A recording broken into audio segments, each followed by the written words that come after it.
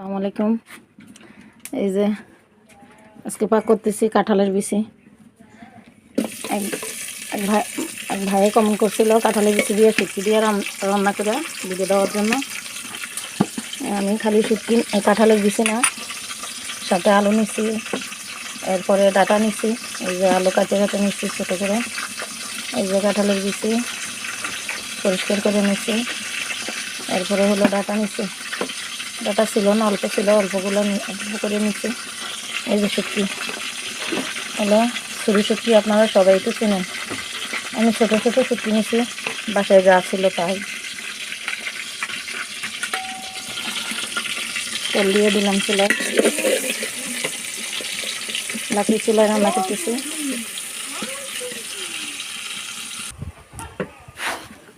এই আমি শুটকির তরকারি রান্না করবো শুধু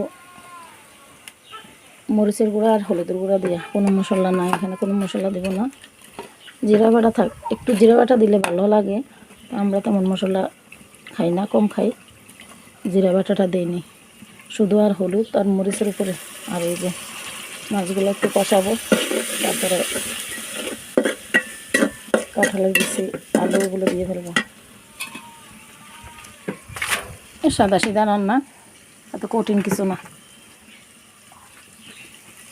ছোটো মাছ দিয়ে রান্না করতেছি, বাসা থেকে বাজার অনেক দূর, তো বড়ো মাছ আনতে গেলে বাজারে যেতে হয়।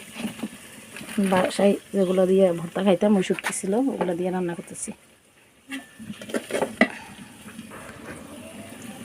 এখন তরকারিগুলো দিয়ে দিচ্ছি, এগুলা 20 মিনিটের মতো কষাবো। শুটকির তরকারিটা একটু ভালো করে না হলে ভিতরে সব ঢুকে না।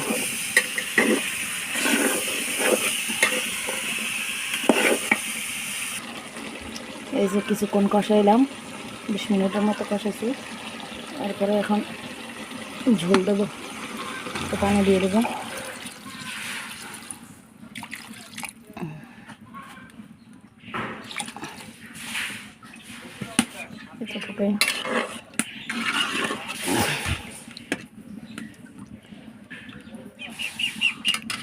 এখন হওয়ার পরে ধনে পাতা দিয়ে নামাই ফেলবো আর কি। এই যে রান্নাটা সম্পূর্ণ হয়ে গেছে, একটু ঝোল রাখছি বেশি করে, বাচ্চারা ঝোল পছন্দ করে, তো এই জন্য একটু ঝোল রাখছি। এই আলুগুলো সিদ্ধ হয়ে গেছে, কাঁঠালি বিচিও সিদ্ধ হয়ে গেছে, সিদ্ধ হয়ে গেছে সব। এখন ধনে পাতা দিয়ে নামাই ফেলবো। আর আমার চ্যানেলটা বেশি করে শেয়ার করে দিবেন।